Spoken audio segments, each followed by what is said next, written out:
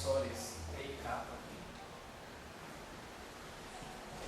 Ou seja, aqui eu tenho todas as eletrodinâmicas não lineares possíveis. Eu vou definir esses capas. No primeiro eu defino o seguinte. C1 é igual a derivada da lagrangiana em relação a F do Bernoulli. Ou seja, todos esses termos que apareciam aqui, esse termo aqui, eu vou definir como C1. Esse aqui, C2. Esse aqui acho que vai ser D1, D2, D3. Onde esses capas carregam os D2, D3. Então, C1, o C2 é derivada do lagrangiano em relação a G. A Bernoulli. Também defini um D1. O D1 é em relação a F. D2, N, em relação a F2, o Bernoulli. D2 em relação a G.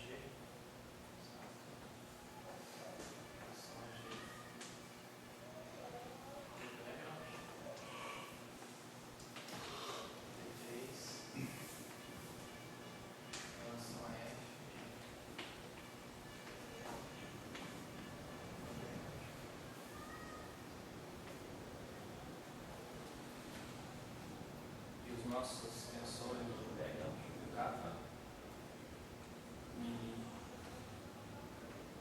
kappa lambda, ele é igual a D1, F mínimo, Bernoulli, F, kappa lambda do Bernoulli, mais D2, os dois T.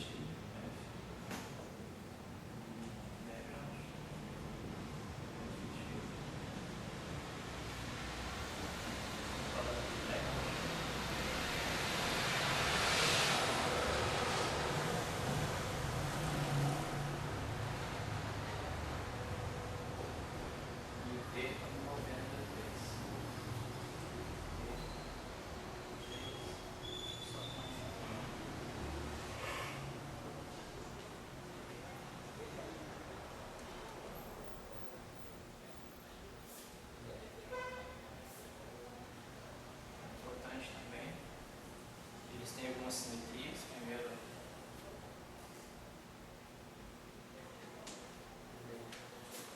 é assimétrico.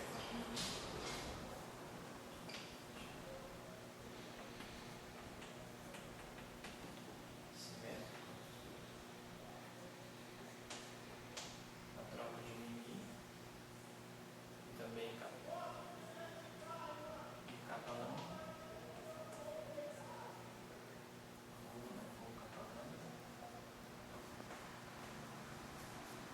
E ele é simétrico na troca por caras. Essas são propriedades que a gente vai utilizar bastante.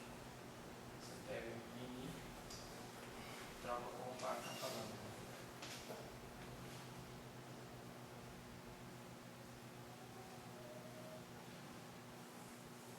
Então, o que eu quero dizer, por exemplo, que aqui eu estou estudando qualquer lagrangiano não linear, é que através dessas constantes C1, C2, D1, D2, D3, eu posso classificar famílias. Né?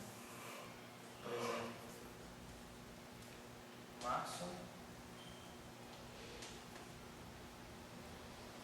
Maxon, nosso lagrangiano, era simplesmente F. Então, a derivada de L em relação a F é igual a 1. Então, isso implica que o nosso C1 é igual a 1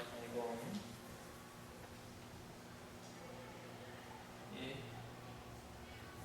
o C2,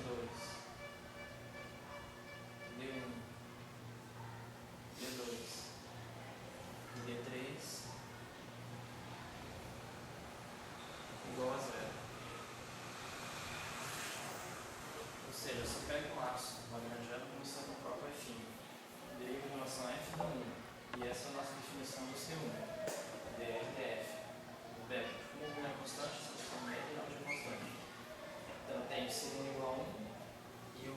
máximo não depende de G, não depende de potências quadráticas em F. Então, nesse sentido, se a gente for trabalhando com esse C1, C2, D1, D2, D3, vamos criando famílias de lagrangianos não lineares. E tudo está codificado nessas constantes. E a ideia é a gente explorar a estrutura do lagrangiano e mapear propriedades. Quais famílias ou subfamílias, conjuntos ou subconjuntos possuem certas propriedades e outros não. É isso que a gente vai trabalhar agora.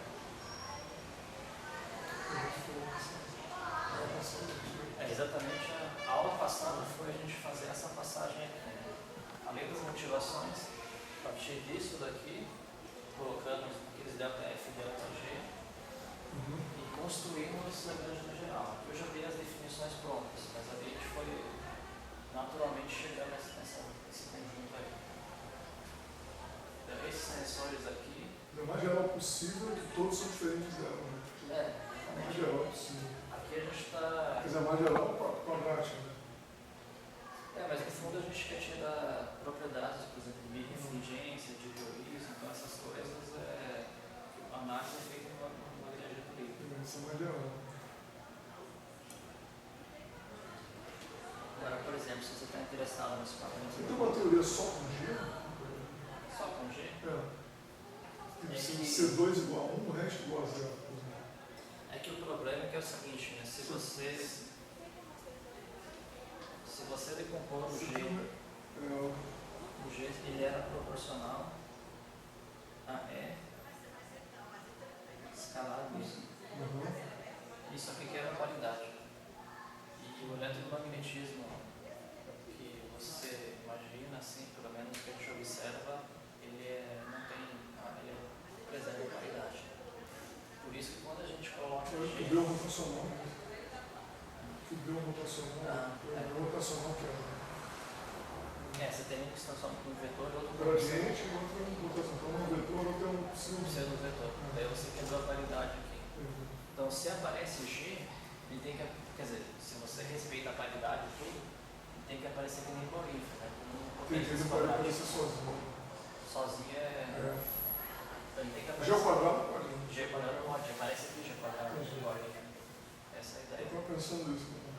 Mas você pode, sim, talvez explorar lagrangianos que quebra a paridade. Por exemplo, o lagrangiano do áxion. Ele envolve um acoplamento φ escalar B. Então, mas daí seria uma coisa além do modelo padrão. O φ restaura. O φ é o campo do áxion, mas escalar. O restaura, por exemplo. Não, se ele for pseudo-escalar. Então, esse termo todo. Não, depende se você trata ele como escalar ou como pseudo-escalar. Algumas propostas podem quebrar a paridade. Mas em geral, assim, então, por exemplo, se o φ for um pseudo-escalar, esse termo preserva. Daí preserva. Você pode estabelecer a paridade através do φ. Mas aí tem um cenário que você vai ter que introduzir um novo campo. E aqui o que a gente está fazendo é manutenção do campo externo. Então, se você acrescentar um novo campo, tem novas possibilidades aqui. Você poderia pensar em novas invariâncias. Ele está fugindo da nossa ideia inicial. Mas é sensato a sua pergunta, né? Porque não ter potências ímpares de G. Pois é. F vezes G também pode. Fica ali esquisito também. Quebra a paridade também. Então a ideia é sempre manter o potência, por exemplo. Se você respeita a paridade. Sempre de G ao quadrado. G quadrado, G4 e assim por diante. Você respeita a paridade. Eu acho que dá para.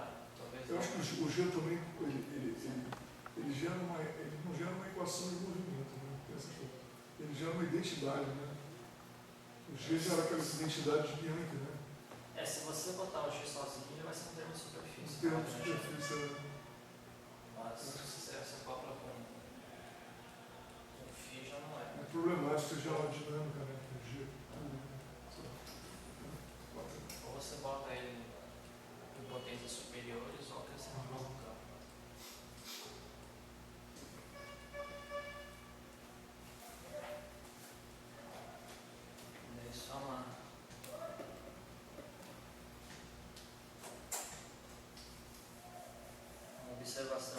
colocar aqui, que foi feito na aula passada, é que quando a gente faz a expansão, aparece uma Lagrangiano geral só no background.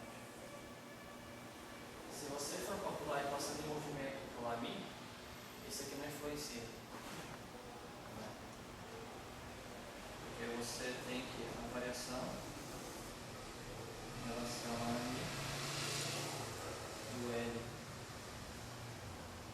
do background, o do background é igual a zero. Ou seja, se o background não depende do campo do fóton, eu vou fazer a variação vai ser igual a zero. Só que a gente vai ter que retomar uma discussão em que ele pode ter importância. E não é hoje, mas quando eu for fazer a discussão do tensor de momento, a gente vai ter um tensor de momento envolvendo só o background, que é justamente produzido por esse Lagrangiano aqui.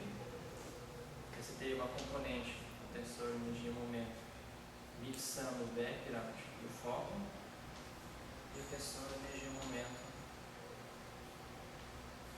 fóton. Então, nesse caso, esse termo poderia trazer. Daí você tem que ver qual que é a contribuição que você tem que levar no tensor de momento. Mas esse Lagrangiano estaria relacionado ao nosso F do background e o G do background.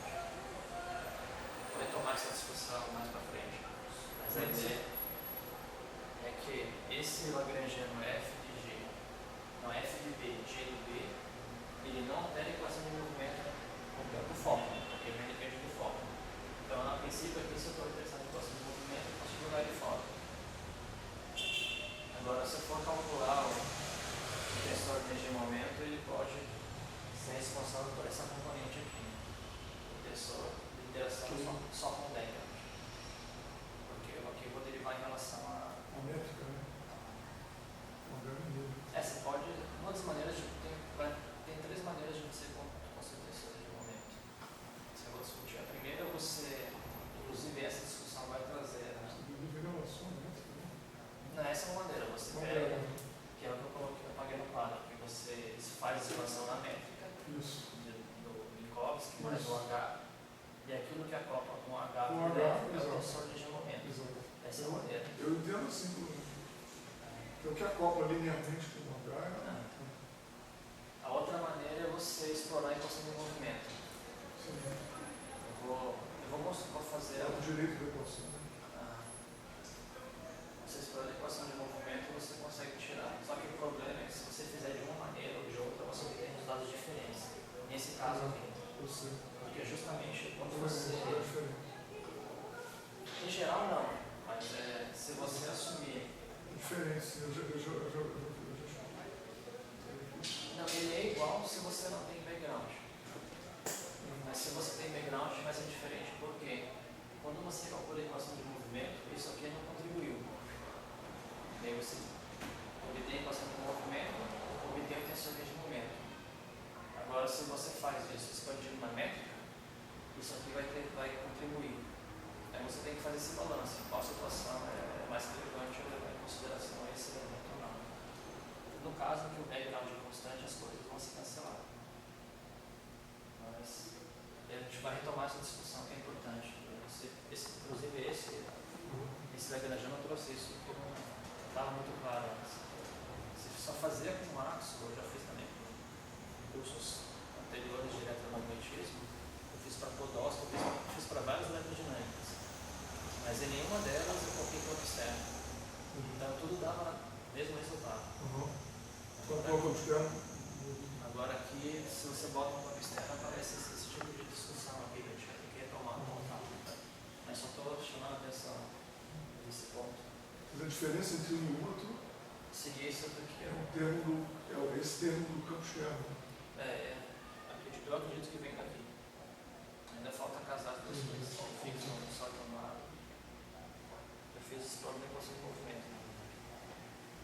E eu acho que o que falta é justamente essa contribuição que não influenciou na equação de movimento. É melhor essa discussão.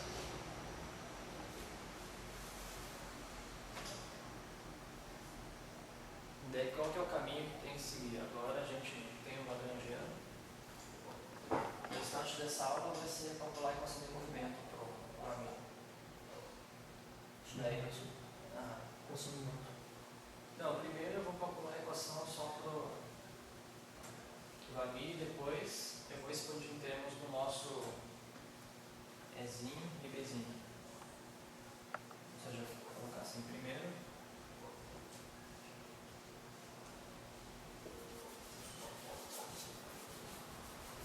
Equação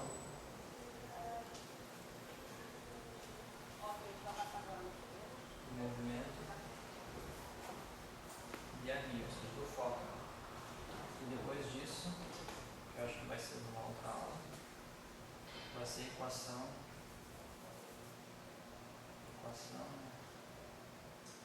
para nosso Ezinho e Bzinho. Ou seja, hoje eu calculo a equação para o amigo.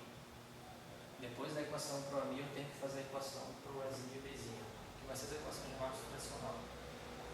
Só que nesse caso aqui, a gente vai ter que, eu vou escolher, aqui está muito complexo, né? Se eu coloco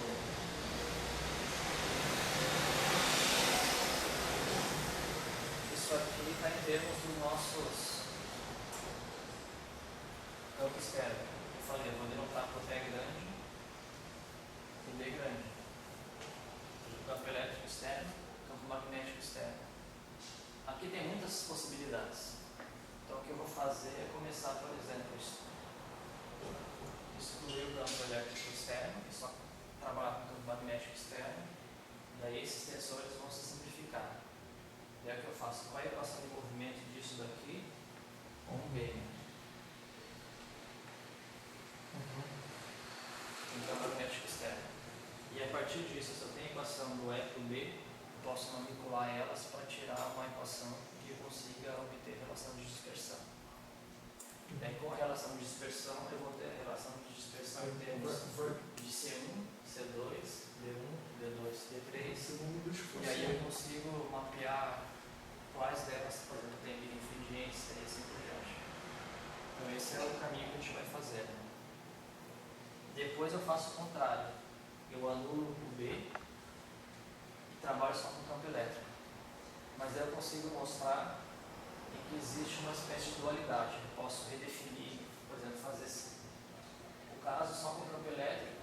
Se você resolver o caso magnético, automaticamente você resolve o caso elétrico. Se eu não me engano, a diferença entre os dois casos é você trocar o D1 com o D2 e fazer o D3 em menos D3. Então tem uma espécie de dualidade geral. Dá para mostrar. Também é outra discussão que eu vou fazer no caso. Mas vamos dar uma descansada aí, né? Dá uns 15 minutos aí. Daí a gente retoma com a equação de movimento para o